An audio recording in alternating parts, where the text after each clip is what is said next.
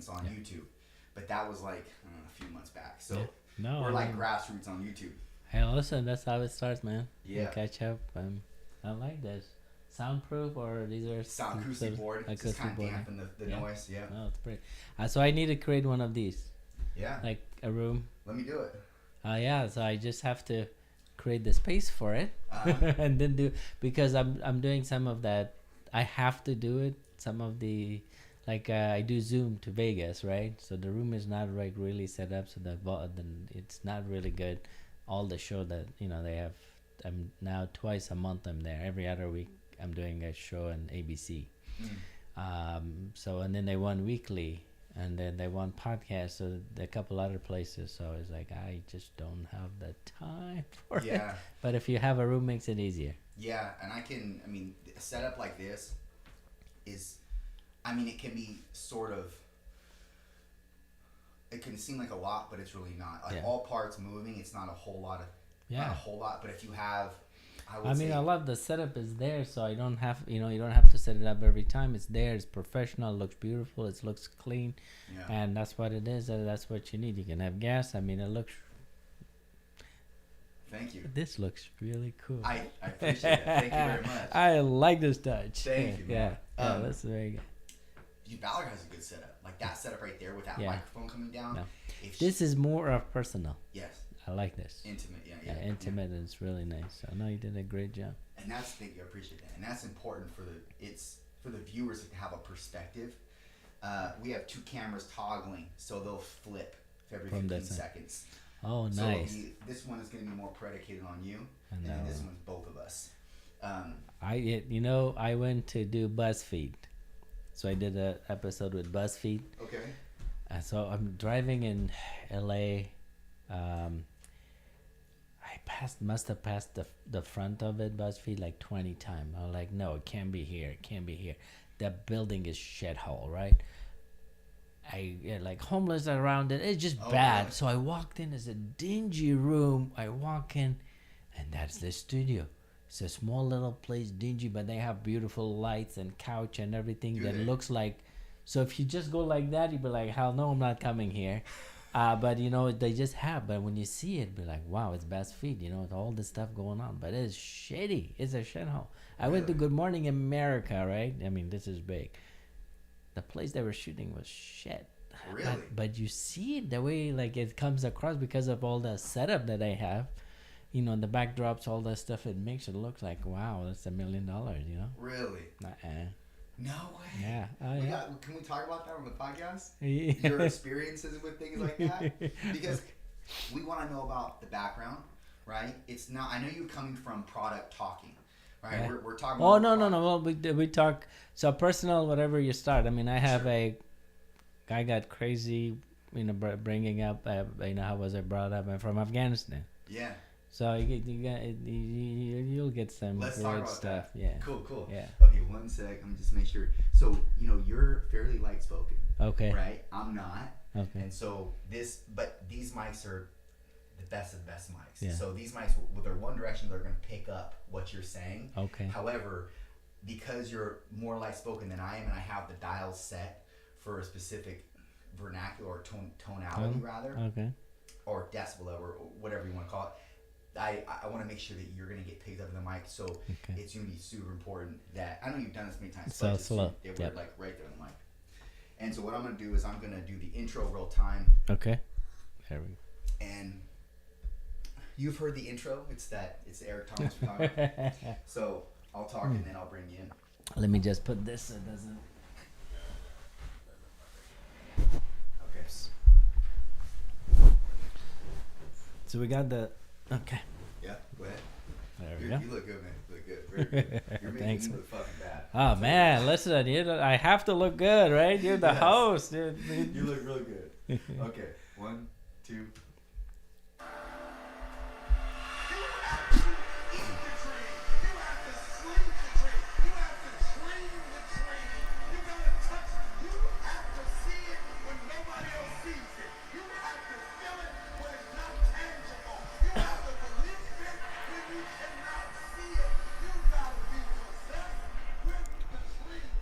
Hey, what's up, guys? Listen, Trey. No. What the fuck, man? What happened? I can't believe I fucked that up, dude. I've never fucked up before, ever. Oh my gosh.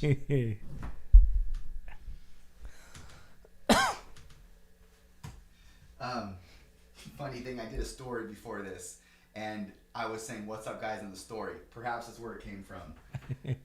Let's...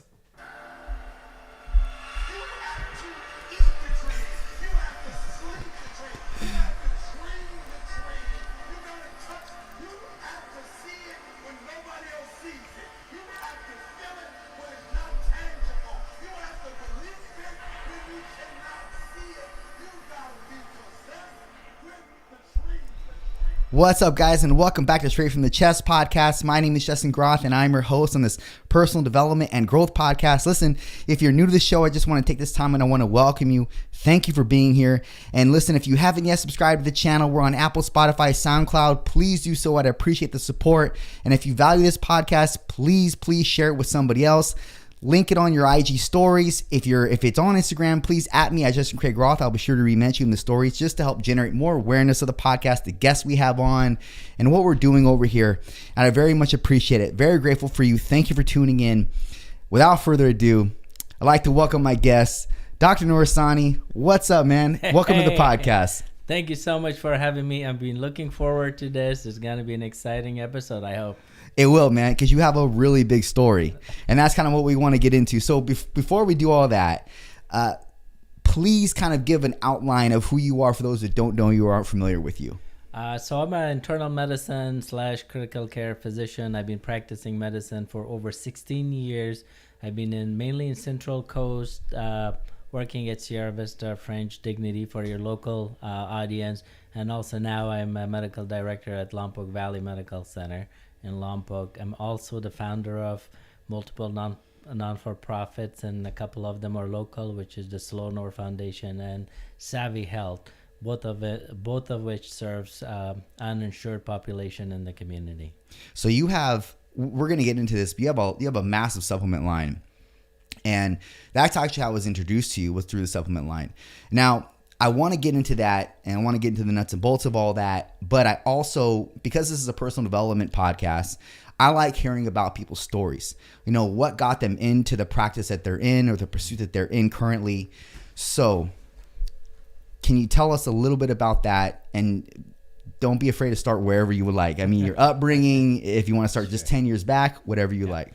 No, I mean, just usually it's good to give a back end story of how things, who I am and why I am who I am and how I got to where I have gotten and so forth. So I'm originally from Afghanistan. I came here when I was 13 years old, and my goal and dream have always been, to give back somehow to the, to my community, whatever I am, and serve. Medicine was something that was lacking in Afghanistan, the lack of it, and that was part of why I was so passionate about it, to become a physician, to go into health and wellness. So that was my goal, and I started high school here and came to US. I didn't speak a word of English, didn't know anything about culture, so it's really struggled for years of adapting to culture and the language, and getting to know people, getting just learning everything all over again as a kid, how to act, how to talk, how to walk, what is proper, what is not proper. It was just bad. So going to school, as you go to high school, it's just a struggle, A through Z of it. But you know what, you have a goal in mind, saying, this is it, I'm gonna become a doctor. That's it. There was just I want to do that. And so finished high school, went undergrad in medical school, and 16 years ago I came to Central Coast as a pass by and a temporary stop for the first job out of residency. And I said, okay, 6 months to a year I'm gonna go back, because my parents live in Sacramento, and I grew up in Simi Valley. And I said, okay, after 6 months or a year, I'm gonna get back to one of those towns. Okay, 16 years later, here I am, and a lot of things has happened in between, and it's just been a crazy crazy journey and an unbelievable, amazing, and transformational in so many ways.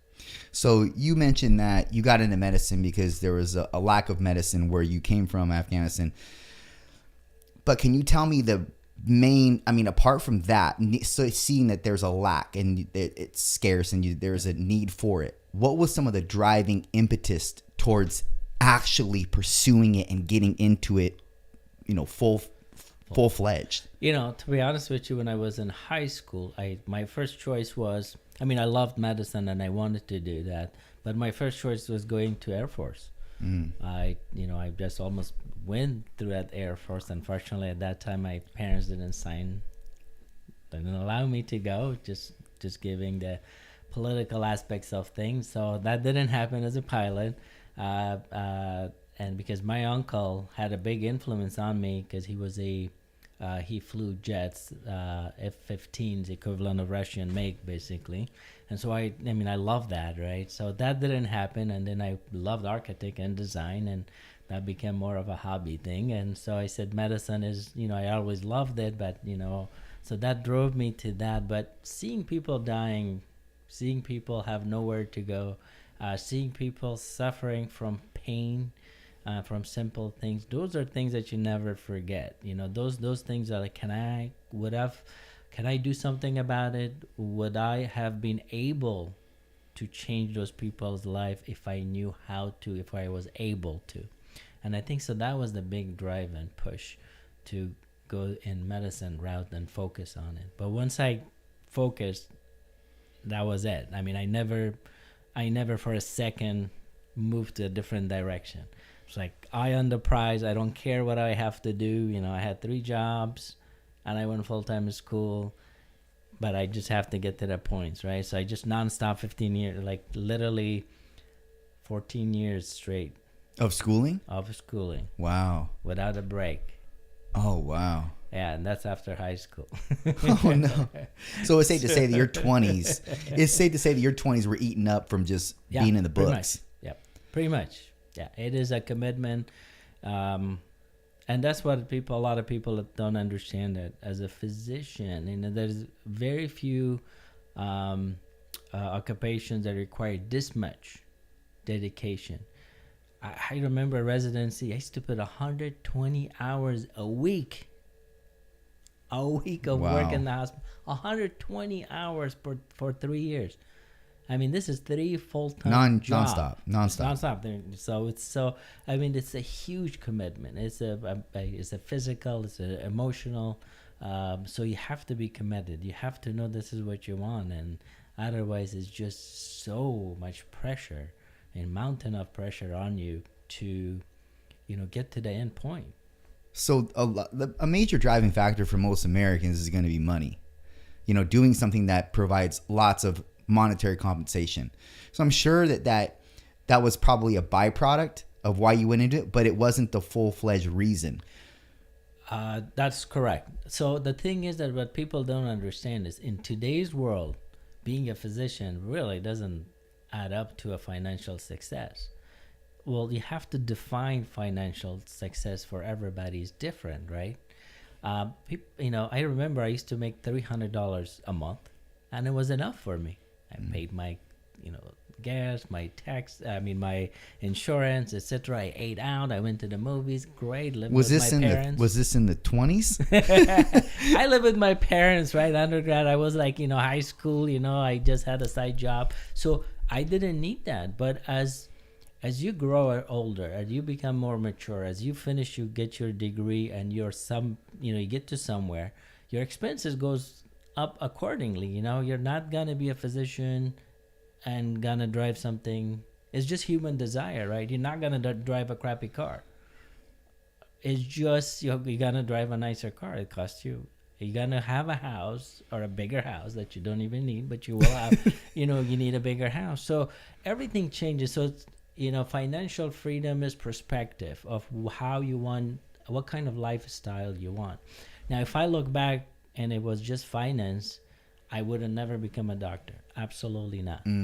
Even though there's some guarantees money wise, because I could go to business and I would have made 100 times more than what I'm making now if I had started business and spent 15 years of my life just focusing on business. And so if you add the hours and time that you spend to become a doctor, that first 15 years, you're not making anything. 15 years. That's a lot of yes, that's a lot of time to get from high school down to becoming a physician. And some physician, obviously, it goes subspecialty. That's extra years. So I mean, financially, yes, but once you finish, obviously, there is a need for a physician, no matter where you go in the world. Especially if you graduate from United States. If you have a license here, I could go anywhere in the world and I'd be fine as far as financially. So there's some guarantees in there that's saying financially I'll be stable. I will not be on the street. I don't have to worry about financial issues, minimum issues, unless I want to have a lavish lifestyle, and that would require different. But so there's component of safety, that, hey, listen, I'm not gonna be broke, unless I'm going crazy. But yeah, no, from that standpoint, you're absolutely right. So the first drive was the passion of becoming a physician.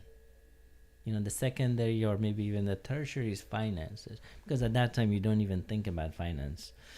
You're so behind, you're thinking about finishing this semester before you even think about finances. Well, I want to tell people my first interaction with you, because when I meet people, when I interface people for the first time, I'm very much in dissection mode and analytical mode, and especially when it comes to people that are prompting a product. And I got turned on to your product from another guest that I had on the podcast, Valerie Mercado, and she actually was the one that had this set up with the meet and greet with you and I. And at first, first glance, first interaction, warm, inviting. And it wasn't a fake or disingenuous invite. And that first lured me in, because it's not often that you find genuine people in the world. It's not often that people don't have an agenda, at least that's right out in front of you. It's not often, especially with the way that people are sort of strung or flung in different directions, predicated on money or financial positions that they want to aspire to be in. And so that's something I really respected about you. You just spoke with me like a regular human being. And you took in what I was saying, and we had a really good dialogue, really good exchange back and forth. And I told you that I had a lot of questions for you that I wanted to say for the podcast. Anybody who listens to this podcast for any length of time knows that I'm like that. In fact, when I even have guests come over, I don't like to even talk that much, because I want to save all of the good material for the podcast, all the genuine, authentic material. And so I guess in a succinct way, I'm trying to say, you're one of the good ones, I believe. You're one of the people that have a good backing, or authentic and genuine backing behind what they're promoting, what they're promulgating in general. And that's a rare thing to come by in this world, which is the reason why I wanted to talk to you more, which is the reason why I use the products, which is the reason why this, that, and the third. It's for the reasons for everything. It's predicated on the person that makes them, their walk, their agenda, etc. When I say agenda, I don't mean that in a nefarious way. I mean, just agenda can be good or bad. Your agenda is to get people good products that are going to help benefit them. And that's what I've noticed just in talking with you, in studying your products, using the products. And by the way, this is not a plug for your products. I just want to tell listeners, first and foremost, the products that I use, and we'll get into, they fucking work for me, but they're not going to work for they're going to work for everybody probably, but not in the same regard as they work for me, a serious athlete. And you were first to say this. You said, the reason why you're noticing this is because you can fine tune your body and understand any little thing that's off. And you're right, because I've been doing this for so long, and I'm so detailed with everything that I put in my body, and I'm so regimented that I'll notice if anything does work. And I'll notice down to a probiotic. I'll notice if it's something different I implemented. It's this is what it is. And so that's what I noticed with your product. I wasn't doing anything different. I didn't eat anything different. I only just ingested what your oxygen products, and we'll get into that later. And I would recommend them only for serious athletes, because those are the people that are going to benefit directly from the usage or utility of your products. But this is just a long-winded way of saying, one, I'm very appreciative of you doing the podcast because I know you're a busy man. Two, I love the genuine interaction that we've had and the person that you are. I believe that you're one of the good ones. And in medicine, it's hard to find good doctors. Would you agree with that? Well, first of all, thank you for all the kind words. Damn, those products are really good. Didn't know that. Makes people say all sort of things. So I love that. So thank you. I really appreciate that. Feelings are mutual. I always tell people that, and I've been to many podcasts and TV and radio, and you got to be genuine self, because people are too smart now. They're too smart to not see through you. The BS that anybody puts up front, after 10, 15 minutes, it comes through. You are who you are. I am who I am. There's no reason to fake it. And the being genuine comes through, and people recognize that. You're genuine. You sticking through to who you are. And the same thing goes with us. Now, physicians they're different categories of physicians when it comes to personality, social aspects of things. The older generation and the younger generation. Now, because of the length of time that you spend and the seriousness of your business or what you do, you're playing with people's life. Your decisions are important. You cannot make mistakes. Mistakes are rare, and if it does, it could cost somebody's life, especially if you're working at the hospital setting. So you're constantly on, and I tell people that this is crazy. I'm on calls at nighttime. I'm sleeping. 2 a.m, somebody calls. I pick up my phone. Hello? Oh, it's the ICU person, and patient blood pressure is crashing. What should we do? Now, I was deep sleep, and I'm up. And at that moment of time, I'm up. I have to be 100% awake, alert, and know what the hell I'm saying. Because whatever I say depends, that person's life depends on it, on the other end of it. So from that perspective, it's just a stressful job in a sense of that. So, having that personality to go along and be warm and be fuzzy and have the time to sit down and spend there. Just a lot of physicians don't have that. So a lot of times that you come across this physician that are just very fast, sharp, hey, why are you here? You have a headache. Here's a prescription. I'll see you tomorrow. If it doesn't work, come back again. And you'll be like, wait a minute, what the hell? You barely spent 2 minutes. You don't know anything about me, right? But also the system is driven physicians, not to spend time with you, not to really look like they are caring as much as we are, but we are driven in a society where the insurance dictate, where employees dictate how much time you spend, how caring you can be, right? If somebody tells me I have 15 minutes to deal with your medical problem, that's not merely enough. It's not even close to being enough. How the hell am I going to know you in 15 minutes? But if I don't see you in 15 minutes and do my work, the next patient is late, and they keep on bombarding you with all these patients, and otherwise they won't pay you, and now you don't have a job, right? So medicine has shifted, and the doctors are under more and more stress. So when you see some of these physicians, it's really hard to relate to. And also medical school, that the last 8 years, 7 years, all you've been taught is medicine. That's it. You eat and you sleep and then drink medicine. And so it doesn't allow you, it gives you the opportunity to grow as a person, as a human being, as an individual, as somebody who wants to be more than just a physician. The capacity to be better, the capacity to understand, all that is not there's no time for those. You don't have time to grow. Your growth is linear, and your growth is toward becoming the best doctor to save people's life. I know it's a big responsibility to deal with people's life, and you have to make the right decision. But the system is not set up to allow you to grow as a person, as a human being, and being well versed. We're not taught to be a business person. And that's one of the things that you're going to recognize about me or anybody, like a lot of physicians. We are the worst business people on the planet, right? We make the dumbest mistakes when it comes to business, right? Why? I mean, how could you be so intelligent to save somebody's life and be able to deal with that complexity, and yet you can't make simple business decisions? It's just we never given the opportunity to expand our horizon, to be better, to have the emotional connection beyond medicine.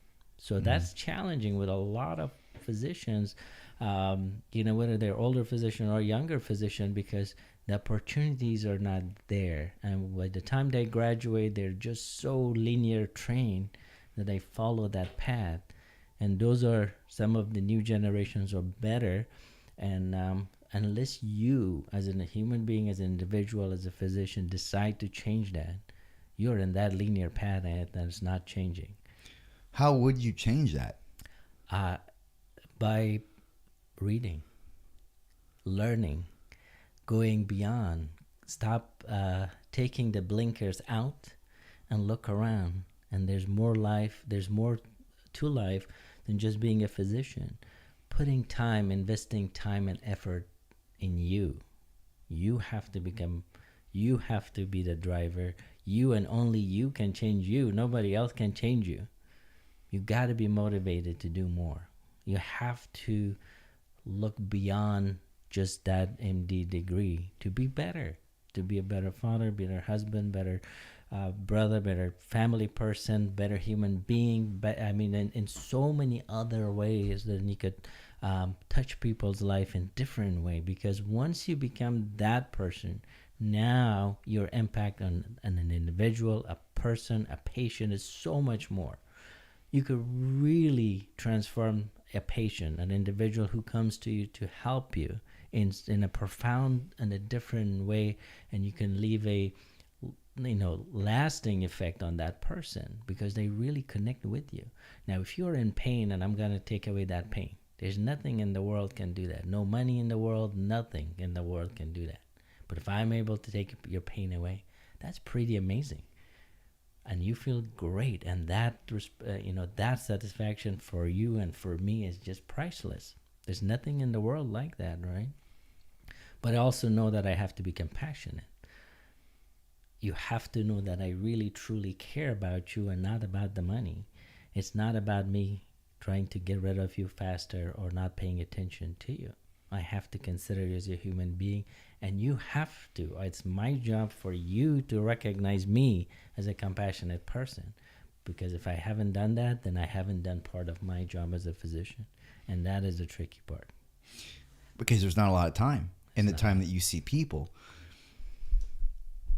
I guess when I was alluding to there are good doctors or in medicine there's good and there's bad.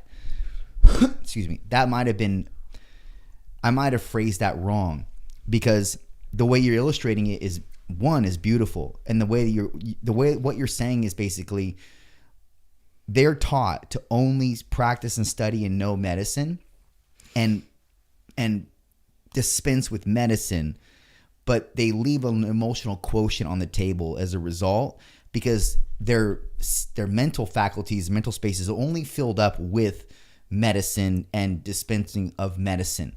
So it's hard to be the other two. It's hard to be both, right? Be compassionate, like you're saying, and deliver the best medicine, or for the case for that person, whatever medicine is analogous with what their symptoms are.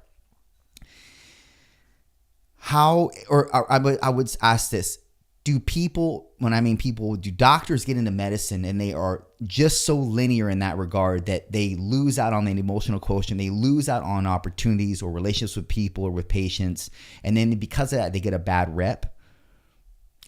Yes. Part of it. And once again, it's the system is not set up appropriately. You have taken the time to be who you are right now. I'm pretty sure when you started this journey 6 years ago, you're not half 1/10 as good as who you are now as an individual. You had to read, you had to study, you had to meet people, you learn from everybody's experience. Now you have a wealth of knowledge to deal with all different circumstances.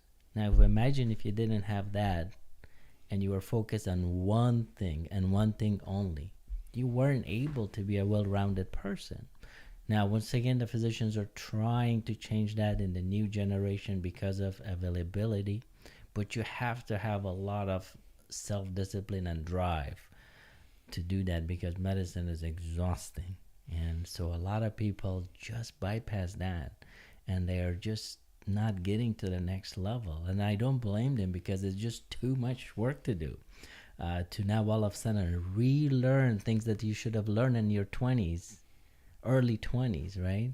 So those opportunities are gone because you were so focused on just books and studying and going to class and, spending hundreds of hours doing that.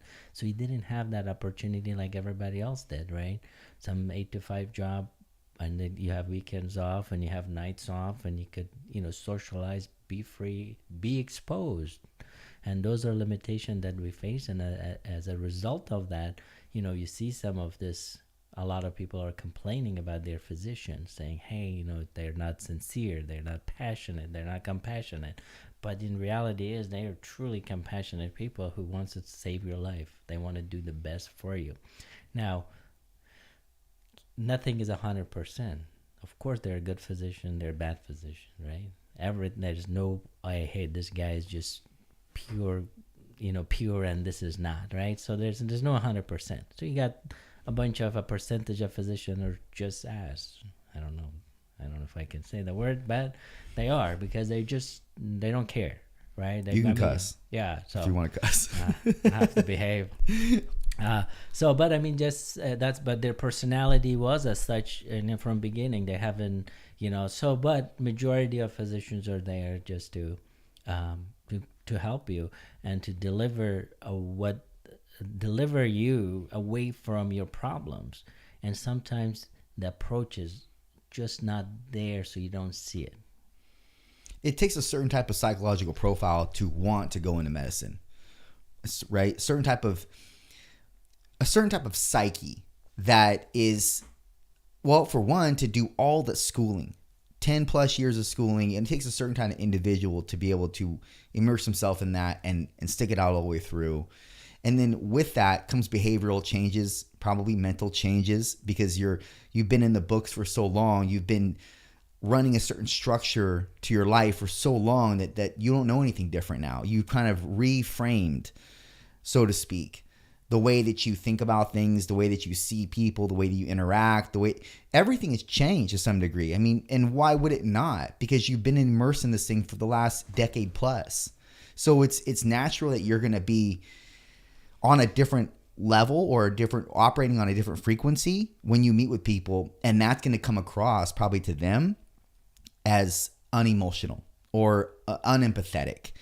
But that's, like you're saying, it's not necessarily the case. It's just they don't understand that emotional side of them yet, or they can't fully merge into that realm yet because they're just too busy giving you what you need to get better. But sometimes, and this is a kind of a controversial question, and I'm not trying to say it to put you on the spot. I would say this if we were just talking candidly. But there are often times where medicine might not even be, and you may not agree with this or you may agree with this, it might not even be the antidote. It might actually be some of the worst thing that person needs. The best thing that they may need is just plain old exercise and nutritional advice or counsel. So what do you say to people when you can tell, because you're a fit doctor, you're not an unfit doctor. Now, don't point to your stomach, man. I've seen you in a shirt. You're definitely fit. And you do exercise and you do believe in that. So, but there are doctors that don't exercise, that are overweight, that are obese themselves. So what would you say to people that come in when you know that this person, perhaps they need, alongside medicine, they need to adopt an exercise protocol, more nutritious plan of eating? Do you dispense with that, or does the medical industry frown on physicians dispensing with that kind of information? Oh, no. I mean, as a matter of fact, you've been taught, because to look at underlying problem, I don't think any physician would not want you to exercise, eat healthy, and go to the gym, nutrition, watch your diet, and be fit, right? Even though they don't do it, right? There's a lot of physicians that are not healthy and they're not fit. A lot of them, right? And then, but time, once again, it goes back to the time frame. In 15 minutes or 10 minutes or whatever limited time they have, what they can discuss about what. If you're here and you're diabetic and your sugars are, let's say, 300, okay, I could just sit there and go lecture you on your diet and what exercise and put you on medication and go through all this. That takes an hour. I don't have an hour for you. Okay, so I could tell you, hey, go see a dietitian. Here's the medication that drops your sugars today. And voila, your sugar is fixed, right? I'm fixing your problem. It's like going to, you're going to go fix your car. Tires, you got a flat tire. What do? They fix it. Are they going to come in and lecture you how to drive on the street for 10 minutes, watch for your nails, and make sure you don't hit the curb and don't drink it? No, they just fix your tire, right? Why? Because they don't have that time or the knowledge to do it. So for medicine, as I say, time is so limited for the outpatient physician that they don't have that luxury to sit down and lecture you about all the benefits of that comes in. The things that are relevant to, for example, exercise and nutrition. Yeah, everybody's going to say, hey, you're overweight, make sure you lose weight, go to an exercise program. But what is that going to do for the patient? Nothing. It's like going from this year and goes through that and out, right? You have to spend time with these patients. You have to recognize what the underlying problem is. You have to know why they are overeating, why they're not exercising, what is the underlying cause. And that takes time. So like that's a good person to that really analyze you, a psychiatrist. They spend an hour with you. Correct? 45 minutes just to listen to you, to tell your story so they understand who you are, and then they work, from bottom up slowly for you. But unfortunately with medicine, we don't have that luxury. So we have to, and then some of the problems are we have to do something or the consequences. So for example, if you have high blood pressure, let's say you come to the office, your pressure is 180. Can I bring it down and reduce it by exercise, weight loss, and all that? Absolutely, no question about it.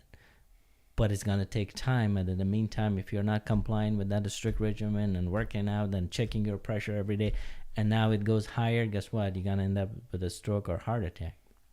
So I can't take the chance, neither can you. So I'll put you on medicine to bring that down and then tell you, hey, you got to do A, B, C, D in order to be healthy and hope that your pressure is down. And then we'll take to the next phase of it. So it's just time constraint is what some of that physician don't have the time to talk to you. But no, absolutely, I don't think there's any physician in this planet that will not tell you to work out, weight loss, go exercise, and eat better. That's a really good breakdown. I never even thought of it that way, especially the way you illustrated the tire pop, the tire flat situation. You're right. When you go to a mechanic's shop and you get a tire replacement, they don't tell you how to drive to avoid a tire pop or to avoid a nail in the tire or whatever. They just fix it, and then they patch you up and you get on the road. So that makes a lot of sense. And you're right, and especially in the fitness industry, as you know, I'm a personal trainer, so I deal a lot with this disciplinary or lack of discipline attitude with people, and when it comes to their fitness goals, weight loss goals, etc. they're just not adamant on the discipline fact or the discipline end. And as a result, they don't get to their goal. And as a result, they get more frustrated, more discouraged, and then they just, drop out entirely. But you can't, nor can I, be there every single second of the day, making sure they eat the right foods, they exercise the right amount of time, they do the prescribed exercises, etc. You just have to lend them off to their own and keep the onus on them to produce. And we know that likely doesn't happen with most people, which is the reason why they're in the position in the first place that they're in, because they don't have any self-control. They don't have any discipline. They lack those massive imperatives that allow them to be better individuals. So you're right. I mean, that makes complete sense that you will prescribe the medicine to get them down, because in the interim of things, they may not do what you prescribed for them to do outside of this, and that might result in a stroke or fatality. Absolutely. So once again, it's medicine is one of those that there's certain things you could wait, certain things you cannot wait, right? Because waiting is detrimental or gonna have consequences that's not favorable. So I have, in the last 15 years, and I have worked a lot of patients, and I have done every weight loss program that you can think of for my patients, and I have written about them, every single type of weight loss program that there is. Okay, has any of them worked? The answer is yes and absolutely not. Okay. Yes, because the short term, they're going to chase down things and they're going to be in this keto diet. They're going to lose weight, blah, blah, blah, blah, blah. And guess what happens 6 months later? They're worse than what they were, right? So, I mean, no matter, just diet, I don't care which diet you pick. People cannot really stay on those diets for a long period of time. Now, if you educate them on the process of what the goal is and how to reach that, now there's a success. I have a 95 to 96% success rate with my patients. It's unheard of, and the process is extremely simple, and you can adhere to it and no problem. What makes it easy for them to adhere to? You have to know how to approach them, saying, so usually they'll just, the process is very simple. It's a 2-step process. Step number 1, you have to lose weight. Step number 2, you have to become healthy. You can't have those 2 steps mixed together, because there's no way that'll be successful. Because in order to be healthy and lose weight, you're going to sacrifice way too much. And those people who are overweight, they're not ready for it. Mentally, physically, emotionally, they just are not ready. They can't give up everything. So you reduce the calories first, and then when their body is prime and they like what they see and they have lost weight and they love it, then phase 2 of it, you become healthy. So you can't do the 2-phase. If you don't do this and combine the 2 phase together, which sounds a lot better and a lot healthier, and everybody's pushing that, but it doesn't work. It has not worked, and it's not gonna work, because as a human being, as I said, because you let yourself go, you have the tendency to continue to do that unless you change the behavior. And that behavior is mental aspects of it, emotional aspects of it, physical aspects of it. If I tell you, hey, listen, you're 200 pounds, you need to lose 50 pounds, all I want you to do is just eat greens all day long and just drop to 500 calories a day, and you're going to lose weight in first month or 2, you're going to lose 20 pounds, you're going to look good, and then all of a sudden the craving from every angle comes in, and it's like you being a druggie who hasn't had anything for weeks, and now you're going to be chasing down every fat and carb that in the planet, and you're going to gain those pounds in 2 days, right? So it just doesn't work that way, but it's a slow process, because from my experience, when patient goes from a certain level of weight down, without really letting go of anything they love. They eat their cakes, they eat their meat, they eat their fats, that's fine. But they don't eat as much of it. So they lose slowly, and now the mental aspects slowly kick in, because they look good, they're not craving, it's not hard for them. Once they get to that comfortable zone with their body, now you reinforce the healthier lifestyle of eating. Which pertains to the foods, the quality foods. Quality of food, what you eat, how you eat, and all that. Because now they're already restricting their calories by eating a little bit less of everything they love. So there's no craving. You're not craving anything. You're not craving a piece of cake or a pie or a meat or a burger or a hot dog, anything. You've been eating all of that. You're just eating a little bit of less of one thing at a time. You're familiar with Jenny Craig and Nutrisystem. Yes. That's the reason why those plans work pretty well for most people, because they had lasagnas, cakes, all the what we know as fatty, quote unquote, bad foods, but they had them in small portions. So it mainly just centered around caloric intake. Yeah. That was it, right? And as long as you can meet these caloric requirements, then you'll lose weight. Yep. And then as a result, you'll become healthier. And then maybe you'd like to take it to the next level. And so the incentive kicks in because you're saying they look better, they feel more confident, they have higher self-esteem likely as a result. And so then they take it to the next level on their own accord and eat healthier entirely. So substitute the foods that they are eating for maybe more green foods, more whole organic sources of meats, vegetables, even some carbohydrates, some starches. Yeah, you're absolutely right. I mean, you see all those commercial people losing 50, 90, 100 pounds. They're true. I mean, I guarantee you that you're going to lose weight. I mean, I could guarantee, put money that you don't eat, you're going to lose weight. Now, exception, medical issues, genetic and problems with hormonal problems that you're not going to lose as much. But no matter what, look at Africa, poorest countries in the nation. Do you see anybody overweight? Right. None. There's none. Because they just don't have enough to eat. And there's no calories. So. But they live long. They live long, but they don't have calories. Well, that's a testament to you being lean, right? You'll live long if you're within a good body weight. So the thing is that, life expectancy to some of those poor countries are really bad, right? But you're lean, but you're malnourished. So there's the trade-off. You're not eating a lot, but you're malnourished of what you eat. You're not eating enough good calories. You eat enough to stay alive, whatever that is, but you're not eating. But if you look at the blue zone or areas that people live longest, and they have a balanced, better diet, now that is, they live longer, the rate of cancers are significantly lower, diabetes, hypertension, heart disease, all that stuff is significantly lower than any other countries because of their diet type, the style, the healthier diet. The Mediterranean diet's one of them. One of them, and then you have, any diet that you have a lot of fruits and vegetables incorporated, and there's less meat, less processed food, less canned food, less sugar, less sodas, less drink, less alcohol. Those are healthy people. I definitely am not that healthy person on Sunday. I'll tell you that.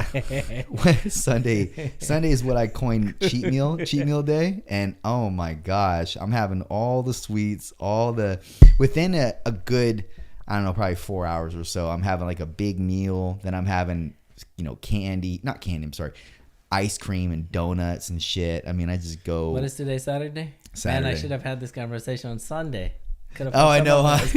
I would have been a mess. I'll tell you that. When I eat that much food, I'm in a coma. I don't even want to talk, man. Well, the thing is, out of 6 days, you are eating extremely healthy and clean, and so your body can handle those, once a week fluctuation on eating whatever, because your body is amazing. It's resilient, so you're not taxing your body day in, day out for years before it collapses. So yes, 7 days your body is clean, 1 day you're eating bad, big deal. No, because your body has the capacity to overcome that small change. Yeah. And then it has another 6 days to just go back to regular and normal. But if you ate like that every day, I'm pretty sure you wouldn't be a trainer, or would be a bad trainer. I wouldn't be anything. I'd probably be in the dirt, man. So let's talk about your products. Right. So your products, 04. Well, I don't want to talk. How will you talk? Explain your products and kind of how they benefit someone like myself, an athlete, a serious individual that is pursuing athletics of any sort, whether it's competitively, when it comes to weightlifting, running, anything, triathlon. Explain how they benefit people. So, one of the reasons we have created O4 Nutrition, which is an oxygen-based supplement. It is extremely pure. There's no There's no caffeine, there's no added sugar, there's no garbage, nothing in there. It's pure. It's an oxygen base. It is 4 molecules of oxygen fused together to provide you the liquid oxygen to get absorbed through your orally. Now, it's also combined with certain minerals that helps the delivery of oxygen to your bloodstream. So therefore, you can sustain a maximum level of exercise at a peak level for a longer period of time. Now, it doesn't increase your strength.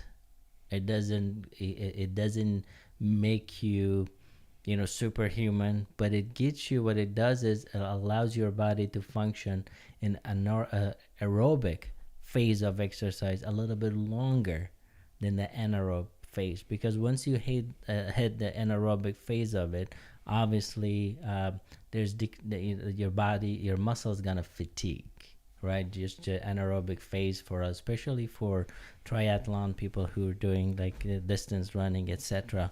The long phase of it, right? So that's a limiting factor. So that helps you with that, to not to reach to that phase sooner, but it provides you that small amount of constant supply throughout that phase.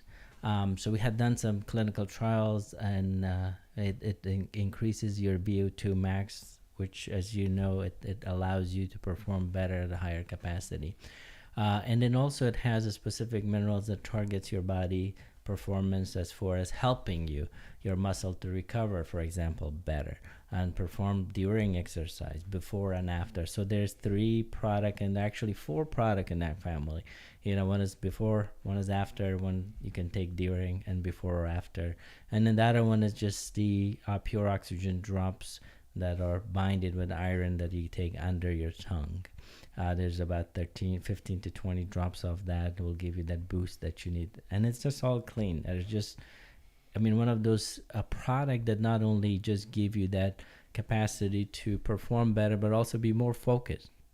That's oxygen that goes to your brain that need it. So when you're hitting your peak and you're fatigued, not physically, but mentally, it helps you. That focus remain at the higher. So you perform better because you're more focused in on the task that you do. So it's almost like it buffers lactic acid to some degree within the muscles, correct? Correct. And then it kind of acts like the drops, the O4 drops, kind of act like a nootropic maybe to some degree, correct? Correct. So it just, one of the thing is that I think oxygen as a nutrient, right? It's just like a protein or amino acid. That's a nutritional value to the oxygen itself, because it helps your cell at cellular level to perform at higher capacity. So the more we're gonna provide your body with it, the better your body will be, to an extent, because too much oxygen is dangerous, right? Did you know that too much oxygen is dangerous? Well, too much of anything is dangerous. Too much water is dangerous. You die from too much water. And we'll talk about water, because I think that is very crucial for people to understand that. Too much oxygen becomes it's toxic, and it causes damage to your lungs. So we have to be really careful, and we see that really well for patient who has COPD, for example, lung disease, that they don't have processed oxygen really well. And now you put a higher level of oxygen, and you think, they're gonna do great because their oxygen saturation level is at 100%, woohoo, but they live at 88 to 90. So now you're causing more damage to the lung tissue than benefit. So we have to be really careful. So too much of everything is not that good, and oxygen is no different.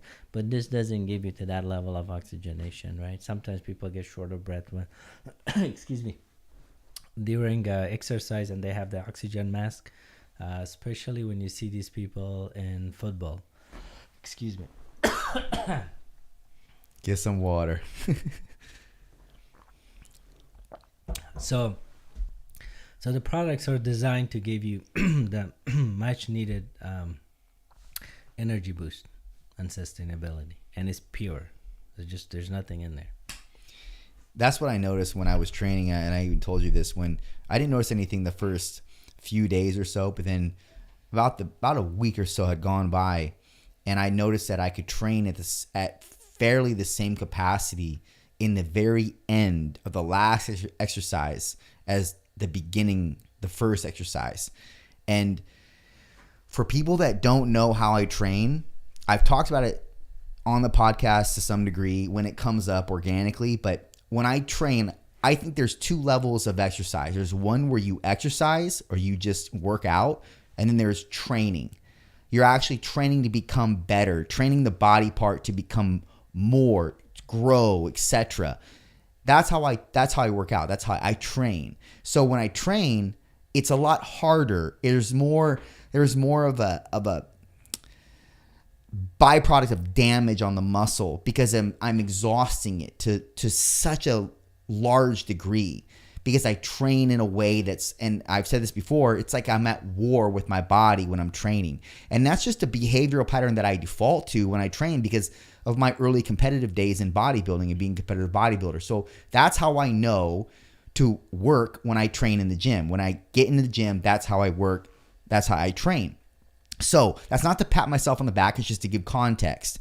So when I took this supplement, again, and I've told you this in our meet and greet, I'm very skeptical of any supplements. You know, I've been around the block so many times with natural supplements trying to have the edge because, as you know or don't know, and for people that don't know, I'm a natural bodybuilder. I've always been natural, meaning there's been no steroids in my arsenal of supplementation. It's just been natural. So whatever I can get over the counter, creatine, protein, pre-workout, beta-alanine, citrulline amount, all just the basic protocol. Excuse me. So anytime there's a natural supplement that's supposed to increase this, do this, etc., I'm always wary, skeptical, as I think most people are. And I wasn't expecting anything from taking it. I just was taking it because why not? It's been proven. I know that. I read the brochure, the literature on it, etc. You dispense with some of the scientific nature of it, and I looked that up as well, did my research on that. So I'm like, why not? Let me just run it. And I've also done worse. I've also done worse supplements in the past that I didn't do any research on. I just took them because the supplement guru behind the counter said, this is the shit, man. You need to take this. But again, it's all been over the counter GNC shit, local supplement store stuff. And so I was like, let me just try my hand at this. And like I said, the first week or in the first few days, nothing, but then that week or so, maybe the 5 or 6 day mark, I noticed that I could go longer in the last, or actually have the same determination, the same effort level, or relatively so the same effort level in the last exercise as the first exercise. And that was profound to me because I do a lot in my training. It's fucking hard. I dispense with massive work ethic. I mean, I pride myself on work ethic in the gym, not my body, my work ethic, my ability to create an intense effort in terms of the workout itself or in terms of the training itself. So that was profound to me. And that's what kept me more intrigued and wanting to take more of it. And then now talking about it because I want people to know that I don't promote anything. And so if I ever stand behind something, it's because I saw a direct effect on it with me. And it may not work for I would say this, it's not going to, like you said, even, it's not going to work for the average Joe. They're not going to see the effects. It'll work, but they won't see the effects. The people that are going to benefit from this are the serious athlete. People that take their training seriously, people that take their body seriously. If you don't even take this product. It's not worth it, man. What would you say to that? So I agree with you. I mean, if you want to see result fast and physical manifestation of a product, which is hard to do nowadays, except, when you take caffeine and steroids and blah, blah, blah, things that you're going to see the effect immediately or now, is that if you're an athlete and you're in tune with your body, you will definitely see a significant difference and improvement in overall performance. There's no question about it. But if you are somebody who just wants to take it for fun and see how it does, probably not going to see that. But that doesn't mean you're not going to get the benefit. I give a good example for say if you're really busy and you want to concentrate. Like the gamer, simple people, you know, they game all the time. That concentration level needs an up. So that oxygen will provide you that extra concentration, the drops I told you. So you don't have to, because it's that level of oxygenation that increases, that make you focus. So the focus aspects of it.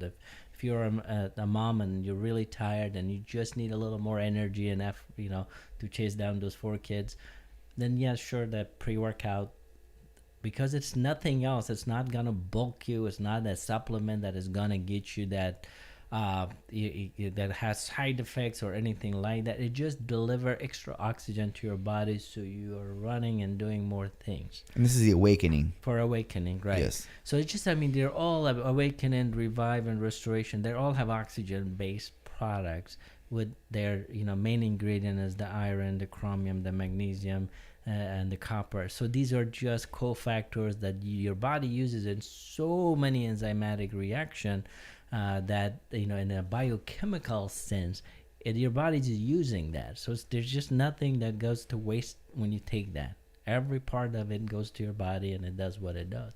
But we're talking about athletes who wants to do better, wants to get to the next level, who wants to perform a little better, who wants to, in competitive age, or someone like you who work ethic is extremely important and your workout is your work, and you want to see better result. You want to see if you can push yourself even more. So, you know, it has, you know, different utility and different use for it. But overall, once again, as you say, if you're an athlete, you want to get to the next level, you're a serious athlete, this is for you, right? Long distance runner, cyclist, triathlon, you know, decathlon, whomever else in that sense. So I definitely could benefit from that. Yeah, they're pretty amazing, man. And when you developed those, how long ago was it that you developed those? And then was obviously the same idea in mind. I want to help people. I want to get people to the next level. Was that sort of the play? Well, so I mean, you just look at it. So a few years back, obviously, I've been doing some research on different natural way of helping people, nutraceutic, as they say. And I wanted to see, I started doing research initially in CBD for a very long time. And we'll talk about that as a big, gigantic topic of why CBD. And then so, I wanted to see something else for athletes and came across. Now I'm not the founder of the liquid oxygen. Obviously, this was developed by NASA 50 plus years ago, and they tested for astronauts and, to see how they could oxygenate them better, etc. And then the technology died down and it was brought back in. So I work with a couple of scientists who are doing a lot of research with that. So I worked with them and then created what I want to do, tailor it to what I want to see, what ingredient is needed specifically for pre and post and workout, and what I need in it in combination of the molecules of oxygen that's available. Because it's really tricky. Once again, oxygen has 2 molecules. You put 3 as a radical, it's extremely dangerous.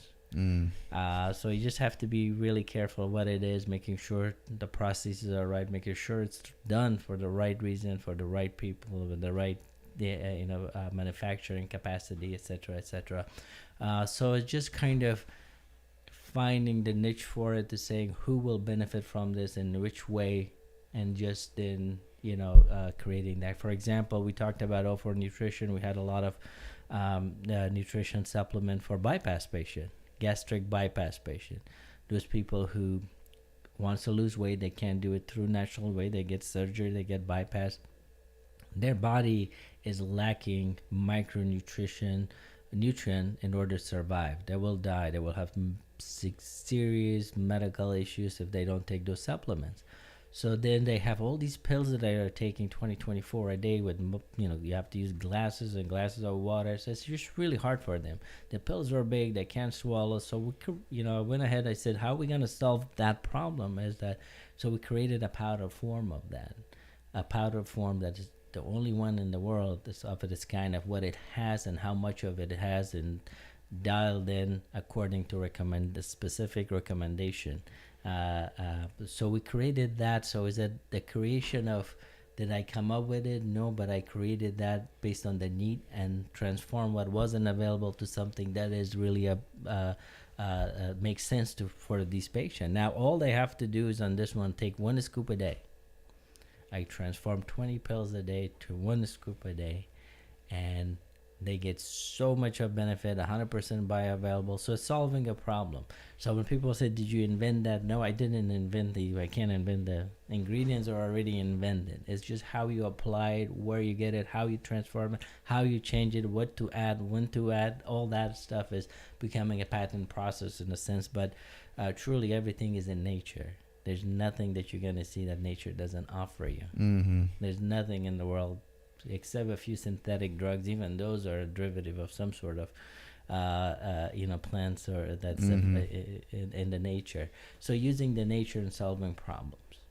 I love that, man. You had mentioned I want to go back probably 20-30 minutes.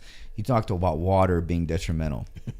So we know that water, too much of anything, has its discourse. So it seemed like you had some light to shed on the topic about water, so I want to talk about that now. Yeah, so water, so there's a balance in your body, like what we call electrolytes, right? Like, you have Gatorade, it says electrolyte panel, so your body is, have that panel, electrolyte panel. When you drink water, it's going to dilute that panel. The more you drink, the more dilution happens. One of the byproduct things that goes wrong is your sodium. So the more if you drink quite a bit of it, and there's some disease that make you be thirsty all the time, and it forces you to drink. No matter what you drink, you're thirsty. You can have 3 gallons of water and you're still thirsty. So what happens is your sodium level keeps on dropping, and sodium level keeps on dropping, and it goes above certain threshold level, then that could be detrimental to your brain, and you're gonna have seizures, you're gonna have all sort of other medical issue, coma, and death as a result of it. So become water toxic, right? So we have those patients that cannot help themselves, but keep on drinking because they're so thirsty, because the thirst center, and there's specific hormones that are released that make you feel you're thirsty, and your body, your kidneys are not compensating and taking up all the sodium back. So too much of it is bad for you. And, everybody says you have to drink 8 glasses of water at least. No, you don't. I mean, that was just, I don't know. I can't. I Wives' tale. I could research. There's no scientific facts behind any of 6-8 glass. I remember 8-ounce glasses a day. That's what was recommended by the physicians. Yeah, I don't know who, there's nothing. So basically, you drink as much water as your body needs. Mm-hmm. Now, exceptions to that rule is that if you're elderly, because you're not eating enough, because you get part of your water from your diet, right? About 20% of it. And if you are not drinking enough, obviously, we recommend to eat more. If you're going outside, outdoors, for example, and it's hot, you're sweating a lot, so you lose volume. Or if you're an athlete, I mean, when you work out, I'm pretty sure you could lose tons of water. But you're not losing only just water, but you're also losing sodium in that, right? So the electrolytes in there. But now you're not losing to the point where you're gonna get sick, because you're eating afterward, and it has salt. And unless you're salt restricted, you eat whatever you eat is gonna have salt in it. Otherwise, it's not gonna taste good. So you replenish yourself in there. But if you are elite athlete who does so much, you lose so much water, then that's exception to that rule. But you got to drink more than 8 glasses, or you have to compensate whatever you're losing. But other than that, your body tells you when you're thirsty. Sure, it's simple. I'm a big proponent of liquid IV. I'm familiar with liquid IV. It's a powder that is electrolyte based, provided zinc, magnesium, sodium, and I believe B12, and a little bit of sugar too. It's about 8 grams of sugar. It's about 45 calories or so for this pack. But I take one of those in the morning. I take it right before workout. I take it after workout. So my body's getting a ton of electrolytes every single day. And I've seen the massive benefit from that. Not only performance based, but neurologically. Like I'm more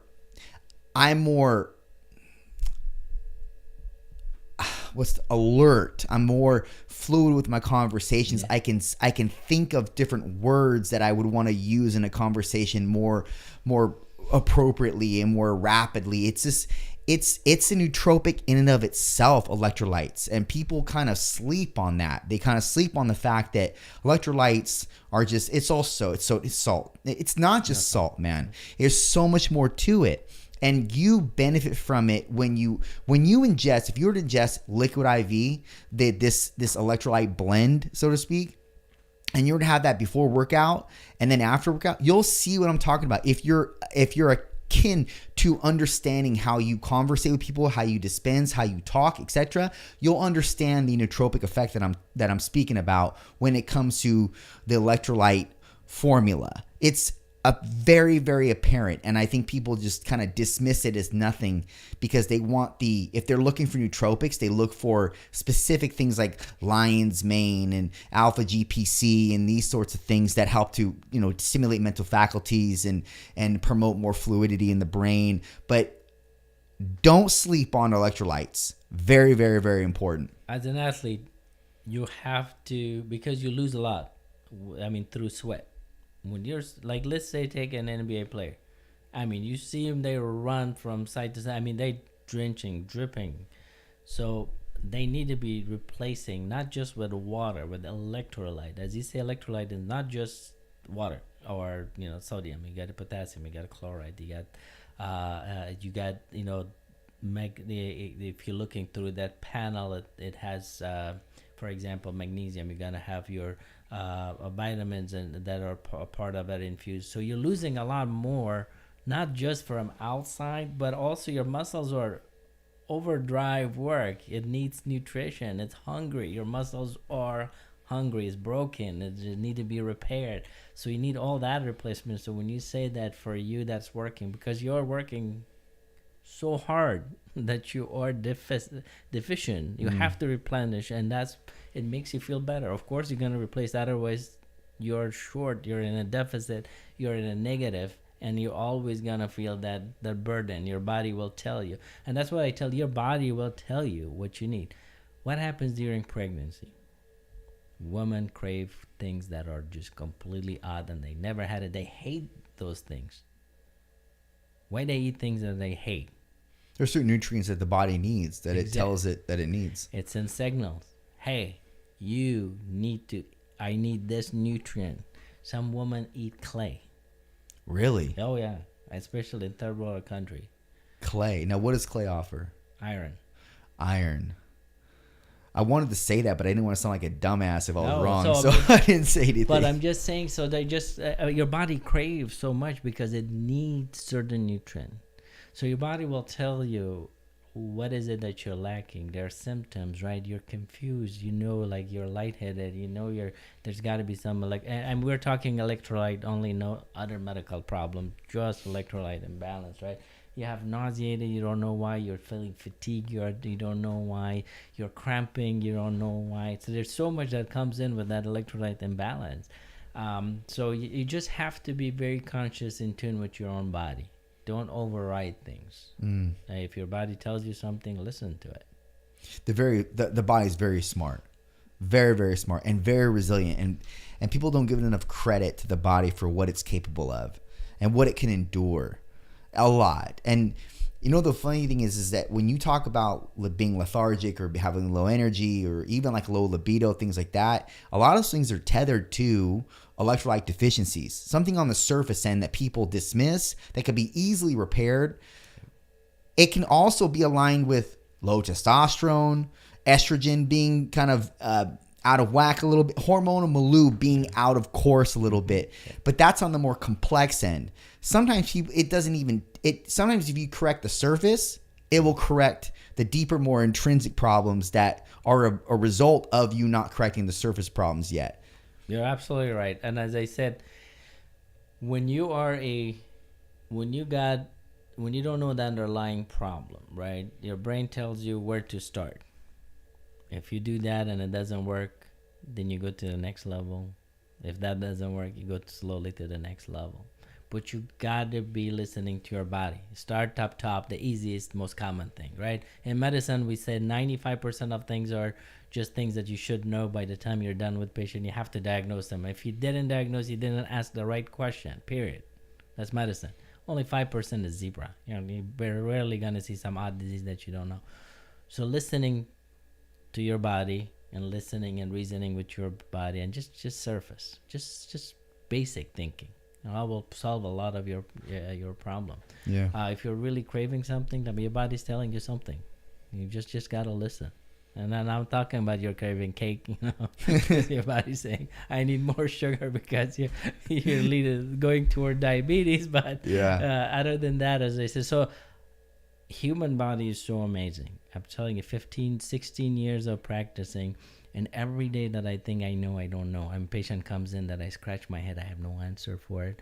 And I go chase down subspecialists, I call different universities, and they scratch their head. They have no clue about what this patient has. And it's just crazy. That tells you how complex the body is, despite all the science. Yeah. On hundreds of years of medicine, we still don't know. We cannot really tell in a lot of cases, or some of the cases, that what patient has. That's incredible. The fact that there's something that you guys haven't came across yet and you don't have an answer to. Do you ever look what happened to COVID? Yeah. Something new. What the hell? We throw everything at it that we think is gonna work, and we were wrong for so many of them, right? So as medicine, one of the other thing that people say that in medicine is probably the most humbling professional you could have, because it will humble you every day that you think you know. Did you think you're the shit? Guess what? Something comes in and be like, oh fuck, I have no freaking clue. And you're researching and doing everything you don't know. So it's really humbling experience to the minute you feel good, something comes in and we're like, I don't mean to change course, but CBD. So we want to talk about that a little bit. You want to talk about CBD? Wow. I think I love CBD. So I've actually been very, I guess, skeptical of CBD and the different, because I don't know. I mean, for people that don't know, I've never smoked, I've never drank in my life. So I don't know what the effects of THC coupled with CBD and or just CBD would be, what that even looks like, if that's a contaminant in and of itself, how the body responds to that. And I'm very wary of things that I ingest that I guess have a negative connotation attached to them, and more so now in my latter years. But when I was younger, I didn't partake because, to be completely honest, I didn't like the thought of, I can't believe I'm telling you this on the podcast, but I lost my virginity really early on in life. Okay. And for some reason that meant something to me. Like even as a growing man, like 15 years old, I lost my virginity. And I was like, I honestly, after I lost it, I remember thinking, fuck, why did I do that? Because you know what it is and you're saving yourself to that point, but then like spontaneity occurs and you just get, immersed in the moment and you just do it. And it wasn't even with a woman that I cared about. It was just kind of a whatever. And so anyways, after I did that, I remember feeling bad. But one thing I hadn't done still was drink or smoke. I still was a virgin in that regard.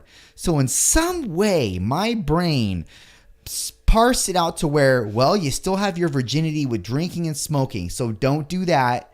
And maybe that'll help you feel better about you losing your virginity to somebody that you didn't really care for. For some reason, I guess, maybe it was the way I was raised, but I also, even though I'm a man and I want to procreate, that's something that still meant something to me, giving myself to somebody. And so as a result, I refrained from drinking or smoking. And then I said no so many times that I became kind of, in my school, identified as the guy that doesn't drink or smoke. And I like that because that was unique. And you can call it ego driven, whatever. That was something that I loved because it was something that no one else had. And so then I kept saying no, no, no. Then that became a streak that I was on to saying no and not partaking. And then I found bodybuilding. And so obviously when you do bodybuilding, that doesn't also have a hand in it too, if you want to be good. So it's a long-winded way of saying, because I've never done these things, I don't really know the effects of them and what I should refrain from or what I should allow a chance. So I've never drank a sip of alcohol in my life, never smoked. Really? Maybe 3 puff of cigar. And okay, you, myself, and Donald Trump are the only ones that exist. So we did. I don't. I for me was initially as a religious, not the smoking part, but the alcohol. But I never got drawn into that scene of drinking or having alcohol to have a good time and enjoy my time. So I never got into the scene. Even I lived in medical school. Actually, all my roommates were potheads. I mean, I don't know how they passed. I don't know how they did, but they just smoked 24/7. They're good doctors now, but anyways, but I never got drawn into that scene, and to me it wasn't a big deal to drink. I mean, once I got to know the side effects of drinking and smoking, etc., that was, to me, was a no brainer. So I feel that's great. It's amazing because your body's a temple. You're supposed to keep it as clean as possible, and that's one way to do it. So when it comes to CBD, and I wasn't really, I didn't know much about CBD and THC. All I know is it was illegal. Smoking marijuana and hashish was just, in Afghanistan they had it. It was just full. It's #1 in the world for exporting that. Oh, really? But I never got into that scene, and I just didn't know about it since medicine doesn't teach you that because it's illegal. Till a few years ago that it became more prevalent and people were talking about it. So I said, let me just look at this. What is this? And the more I read, the more I loved it. The more I became really invested in it, as far as I want to know more. And so your body, just for lack of time, I won't give you too much detail. So your body system internally has what is called endocannabinoid system. That means it already produces its own CBD internally.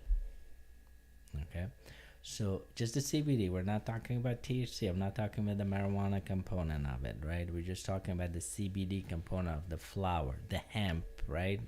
It's been used in different industries for thousands of years, from making ropes to boat to wood. All that stuff uses hemp. That's the CBD portion of it.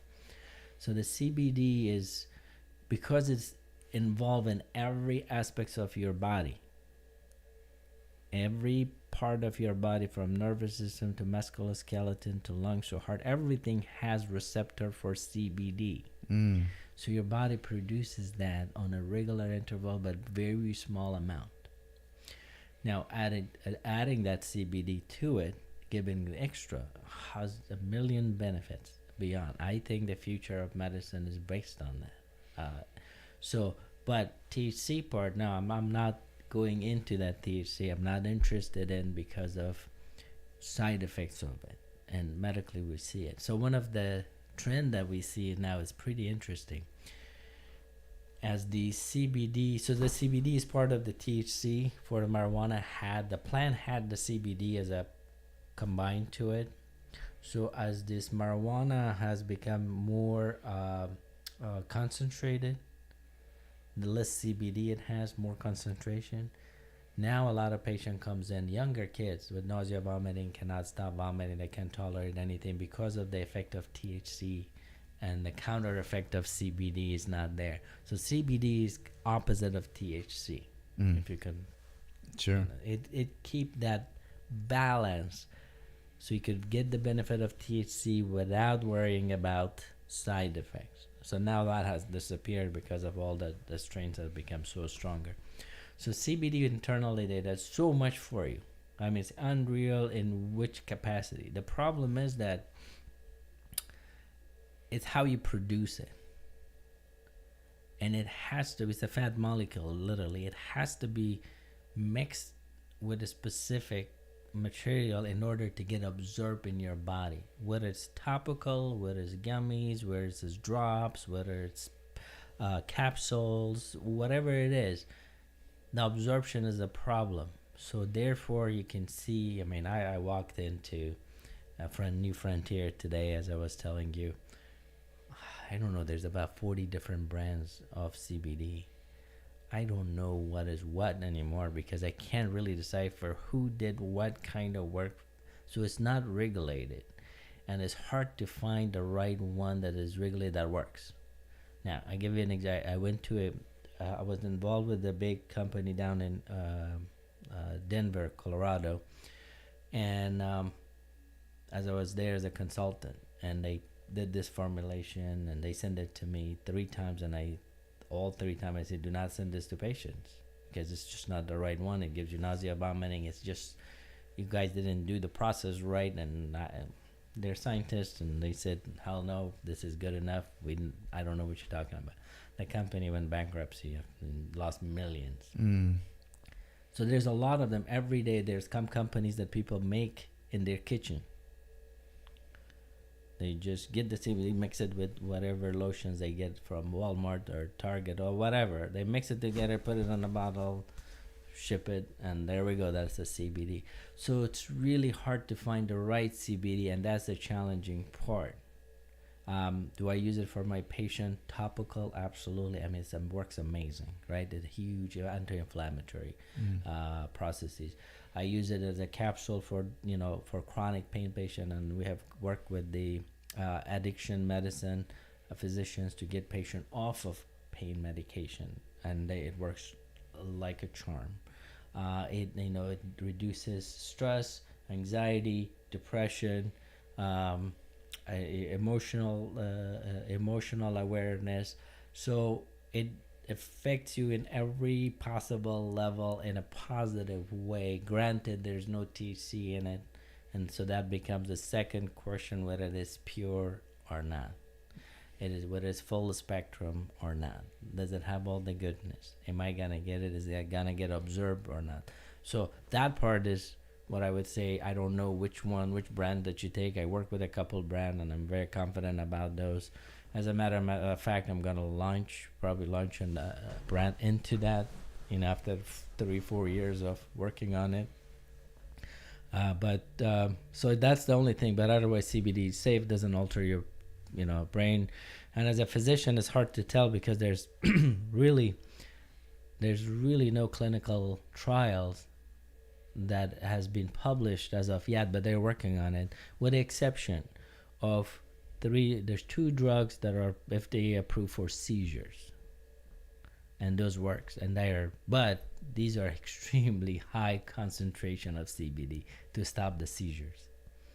Other than those 2 drugs, FDA is against it. So that's the problem, that you cannot sell CBD. It's an FDA level. In a federal level, it's illegal. In the state level, it's legal. So they're being retarded, right, as usual. I mean, how could you have 2 different laws applying to one thing? In the state says you can sell, federal says, as a physician, I can't prescribe it, but you can buy it from, anywhere. Is that because it has the kind of negative connotation attached to it? Yes. Well, so what it was so when we don't want to change as a country, we don't want to change, right? We don't want to progress. We find ways to stop things. So what happened was, because marijuana is an illegal substance according at the federal level, because this hemp or the CBD comes from that same plant, so that's become illegal, even though it doesn't have any THC in it. It just doesn't make sense, but since when's politics makes sense, right? Yeah. So it just doesn't make sense to me. It's like, wait a minute. So yes, I get it, THC, whatever, illegal, but CBD. And why would you make CBD? Even though you have a drug at FDA level that you have approved for seizure, certain disorders, but yet now you consider it illegal and I can't prescribe it, which is just really silly. But you can buy it, right? You can go any store, you buy it. So it's just weird. But other than that, yeah, I love CBD. Well, the CBD, can they pay for, or do they have to get it, I guess, checked out by whoever powers may be to say full spectrum or not full spectrum? The problem is not, yes, you have third party testing. They'll tell you exactly how many milligram of CBD, and that's another part. When you do it in your kitchen, you don't know how much you get. Yeah. You just put a scoop of this and a scoop of that, and there we go. But some of the good brands that you want to go and that's third party testing. That's not the problem. The problem is the delivery mechanism, and that is the challenging part. You gotta find the right delivery mechanism to mix it so it gets in and gets absorbed, and that becomes very challenging, and your mom's and pop shop cannot do that. Have you done research on different CBD companies that exist? Every day that you log in, somebody loses, somebody shut down, a new one opens. Every day. I mean, there's just so many of them. The Charlotte Web was the first one, and it was big, and everybody, that was it. And just run out of business. Somebody else bought it. Just they shut them down because this process doesn't work. So really, I mean, top of my head, as I said, I worked with a couple of companies. They went bankruptcy because of bad business management. So if you go out there, I can't endorse any of them to say, hey, this is good. I just haven't, because there's so many one. As soon as I focus on one, and that because of the practices, the way they do, and then they shut down, the next one, the next brand pops in. Have you heard of CBD MD? Mm-hmm.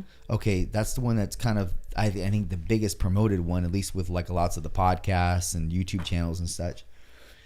What do you feel? What are your thoughts on that one particularly? So I think, I mean, they're better regulated and they better probably studied.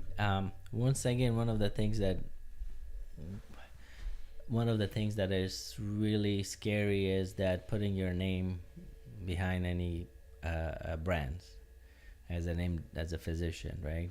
So honestly, I haven't dug deep into that company, who they are, what they do, what is their process, how they extract this, what is their base molecule they use for absorption and reabsorption, all that stuff. I just don't know, so I can't tell you that what it is. What I was doing mainly initially is in educating the physicians, doing lecture series for physicians so they could benefit from understanding, and also there's interaction between CBD and medication that you're taking. So I wanted the physician to be well aware of those challenges they're gonna face, because everybody's taking it nowadays. So I want the physicians to be well informed.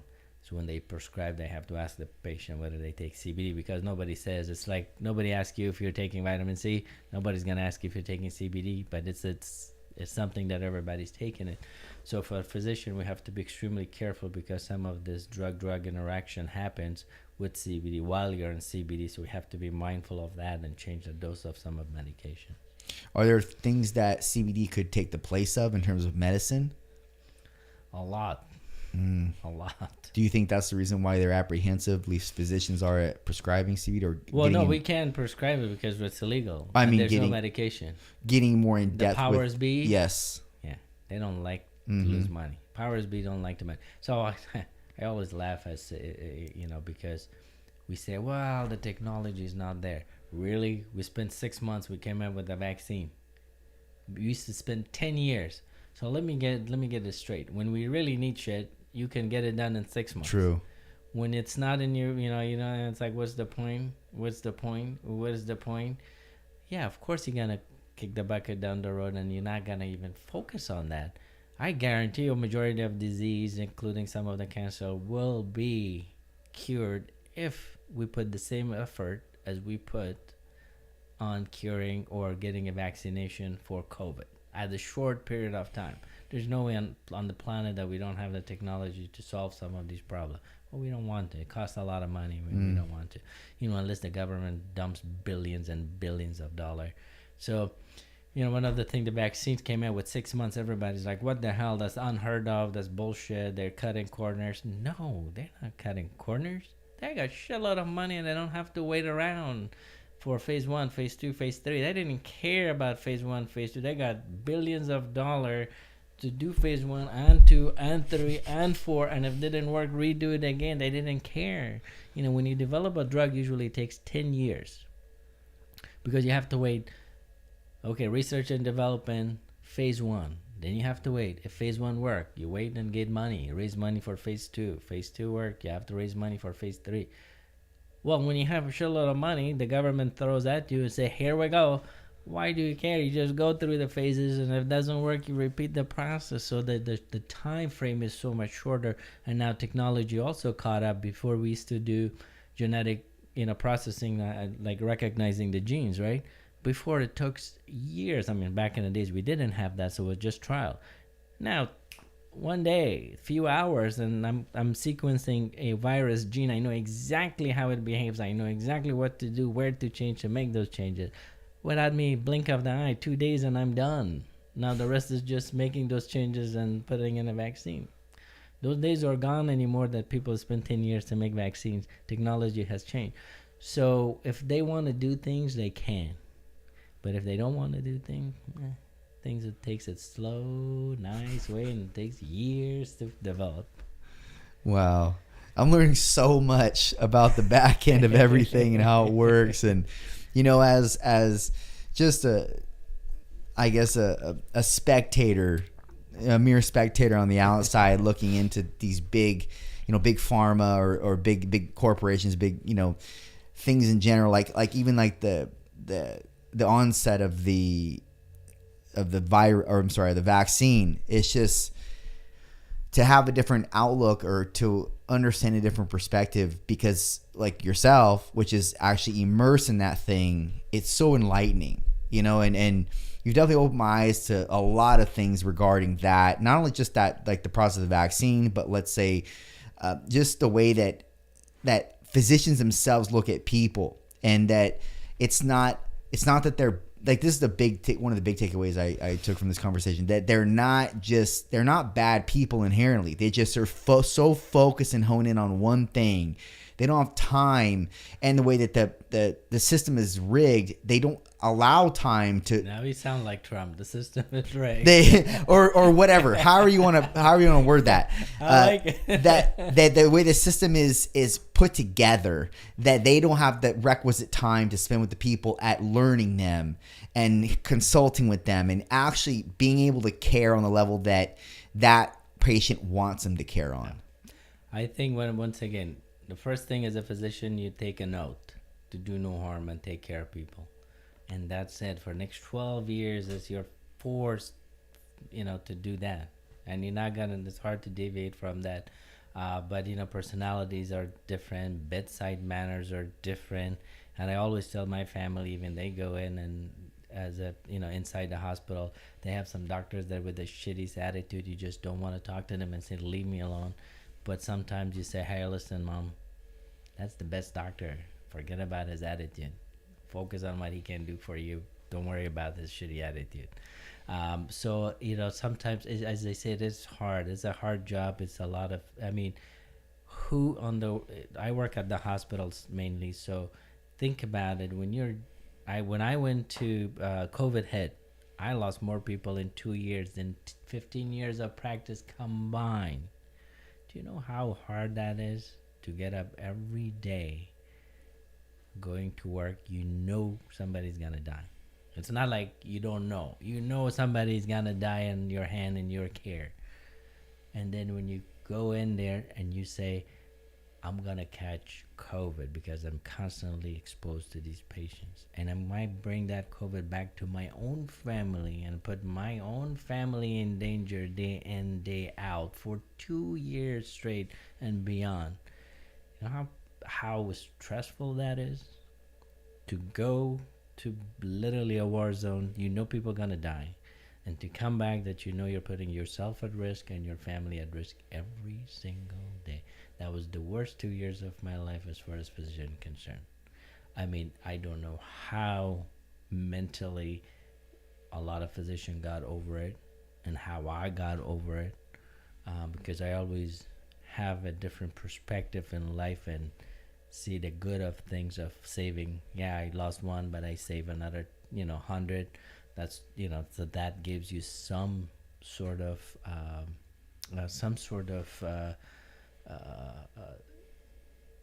calmness or some sort of reason for you to move forward. But otherwise, man, there's nothing in the world, there's no professional, including being a soldier, that you go through that on a constant basis. That you're gonna go, somebody's gonna die, not one, not two, not three. I had families dying, a whole family. So, I mean, those things you add on to these, it builds up on physicians practicing medicine. And now you come in with a headache or you had a broken arm. Well, you're not gonna get that fuzzy person because he just lost somebody in there. It's funny, one of my PR persons told me that, Dr. Nooristani, we gotta get your Instagram up. You gotta do something nice and fun. Why don't you do one of those dances with the nurses in the background? And I said, are you freaking kidding me? I said, are you serious? People are dying. You want me to dance on the I can't, how am I gonna dance with somebody's just dying there? Or I just delivered the message to somebody's family, said, hey, your dad died, And I think I'll tell you a story that just heartbreaking was, I had a guy came in to visit his family from San Diego. His mom had COVID. He got COVID. They both end up in the hospital. And the guy, he wasn't doing well, and he died. He was 42, 43, and he had a couple of kids that came in from San Diego to visit with their mom, and the little kid held my hand, and 10 years old, he's like, please save my dad. I just love my dad so much. Man, that broke my heart. It was so hard. I couldn't, that haunted me for a very, very long time. I lost my dad when I was 4. So it was tough.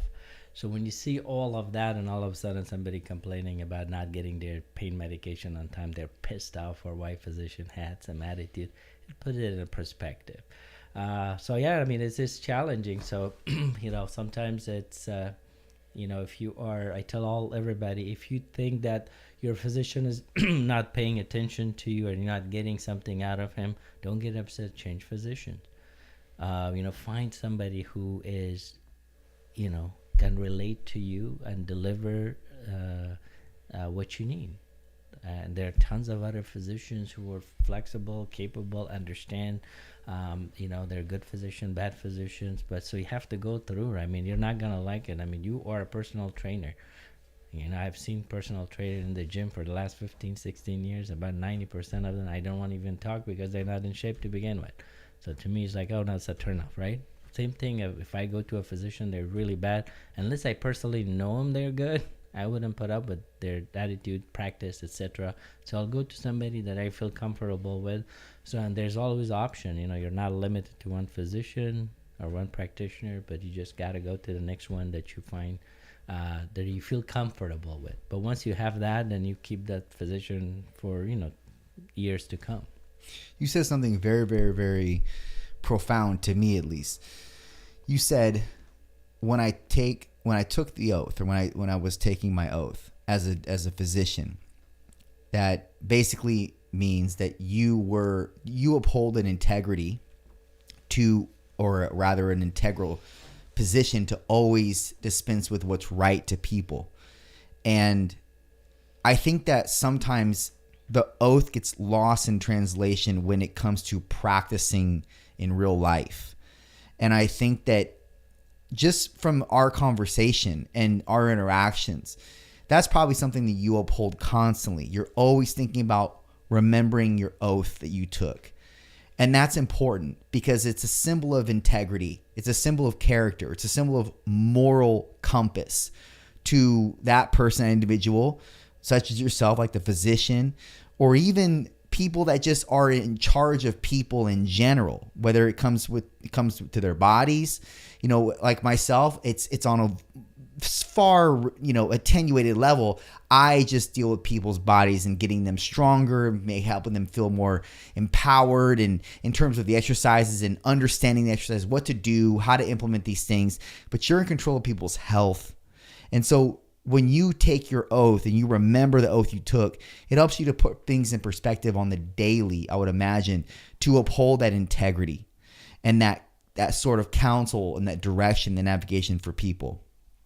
You're absolutely right. As I said, so medicine is prevention, right? Prevention is a lot better than being reactive to things, right? So as a nation, we're bad.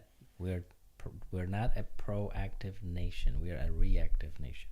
We have the best medicine in the world, but yet we rank number, 50, right? We wait till you break your leg, then we give you the best orthopedic surgeon.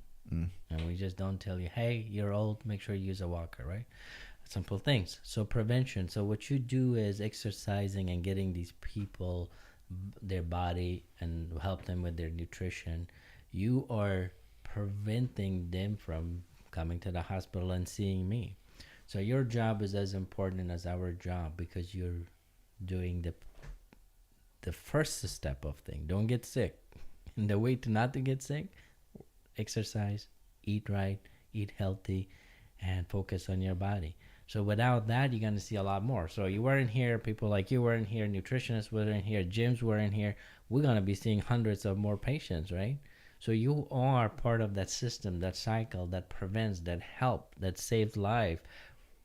Even though when you're saying, hey, I'm very micro, no, that's not true. You're not on a micro level. You're a macro level. You're big here because you are transforming those people's lives on a daily basis. Because if you didn't, they would be obese. They will not eat. They will end up with a heart attack and a stroke in the hospital. So yes, we all have a role to play, and we all have our part to play. And whomever is honest with themselves, they will do a great job. As long as you're honest with you will be perfectly fine in whatever you do, because you hold you accountable, nobody else, right? You work out, you said you work out constantly, and you push yourself because you're honest with yourself. Your time is important. You're there to work out. You're not going to chit-chat. You're not going to go, play around. You're not going to just lift 5 pounds, and you're not going to do 2 sets instead of 10. Because you're responsible for you. You are taking responsibility for yourself. You're honest with yourself. And that is the key. If everybody did that, I don't think we're going to have a lot of problems. And I think it kind of just levies on standards, because it's really the way I work is predicated on a standard that I uphold and I keep to myself. And I've exhausted this ad nauseum on the podcast, but it bears repeating. When you hold yourself to a certain standard, you don't want to break that standard. You don't want to not meet that standard. And if anything, you go above the standard. And then what happens is you develop this streak, so to speak, this quote unquote streak where you don't break that standard. If anything, you uphold it and you might even surpass it. And that becomes now the baseline. So you've effectively moved your baseline up from where it was maybe, years prior, a little bit up to where now you meet a different higher standard. You operate on a higher frequency. And because of that, you only accept certain things. You only accept the best, or the best is subjective to the person, but you set a standard and you meet that or you surpass it. And that keeps you in check, and that keeps you evolving, and that keeps you a beneficial person, not only to yourself, but to people around you and how you interact and what you attract, etc. It all kind of has a domino effect in the end, and the opposite is true. If you don't hold yourself to a specific standard, you allow things to fall by the wayside, then you oftentimes will not attract the best in your favor, or the most opportunity, or the best people around you. And people won't even want to probably be affiliated with you, because you don't hold yourself to a certain standard. And that old saying, winners fuck with winners, losers fuck with losers. That is very, very, very true. You do not see a winner interacting with a loser on a continuum. It's maybe a conversation here and there, but it's never the two coincide, and they live together. They don't operate together. They're not in their same circle. And so when you end up setting a standard, you set goals, etc., you try to become better as a human being, not only for yourself but for people that interact with you. You just it just kind of becomes a default behavior. You just always try to meet that standard or surpass that standard. And I think that's what you're doing with medicine. And that's what you're doing with your supplement line. And just you remembering the oath you took. Yep. As I said, if the only reason you're going to improve and get better, if you're going to study, if you're going to read, you're going to expand your knowledge of who you are, what you are. Being stagnant is the minute you stop, you are going to be stuck in a place where you're not going to like it 10 years from now, 5 years from now, because it's constant movement toward betterness will make you a better person, better human being. So, and holding it at a higher standard, right? And that becomes so important to everybody, because if you don't have a standard, then you cannot strive and you cannot be better, because then you'll be satisfied with whatever, right? Because how we could have a standard, not have a standard, and not be satisfied. Anything satisfies you when you don't have a standard, right? Anything. True. I mean, if I want to go to the gym, I just chit chat 1 hour. Oh, I spent an hour at the gym. I'm satisfied I went to gym. But if you didn't have a standard of, hey, I got to do 45 minutes, I got to do this set, this rep, this money, and get better the next time I go, you will never get better. So as you said, having a standards is important. Having a high standard is even more important. You keep on shifting that standard, not downward and upward. And as you move upward, you will see things a lot more clearer anytime you're taking a leap of faith on a higher level. Because as soon as you get to a certain level, you understand that going down is not an option. Agreed. This has been an awesome conversation, man. I know you got a lot to do, man. But for those of the people listening, tell them where they can find you. Instagram, Facebook, Dr. Nooristani, and then 04nutrition.com. We didn't talk about one of the most important nutrition that I wanted to talk. I know we're towards the end, but I want to squeeze in. Yes, let's do it, please. Balance7.com. Balance 7. I remember we talking about that at the meeting. So in the last 3 years, I've been doing research with a high pH concentrate. Now let me tell audience that do not mix that with alkaline water. It's not alkaline water per se. It's a alkaline concentrate. It has a pH of 11.2, which is 1,500 times stronger than your drinking water, about 200 times stronger than anything on the market available currently, and is safe. Only 3 ounces, 3 times a day, and it will transform your life. I'm taking it. My whole family's taking it. By the way, anything I do, my whole family's on it, because I'm extremely believer of your product that you create. You have to be the first one to try it and believe in it. And if it works for you, then you could safely and honestly tell other people how it is. So this product, we have done research with cancer patients who are on chemotherapy. They do so much better. They give them more energy. They come back their fatigue and nausea and vomiting. I'm not saying to take care of your cancer by any means of shape, but I'm just saying it's a supplement along with other supplements like vitamin C and vitamin D that's going to help you in that journey. For those of you who are athletes, it decreases the production of lactic acid once again because of the pH or increases the buffering capacity, and therefore the release of lactic acid gets cleaned up faster, so you're not as fatigued, and it helps out with your recovery. It's one of the purest product and one of the things that is transformational. And you told me what is next in medicine and what could be. This is one of those things along with CBD that's going to be transformational. Tons of research are underway. It's still at the beginning. A lot of people don't understand the concept of pH and what it does for you internally.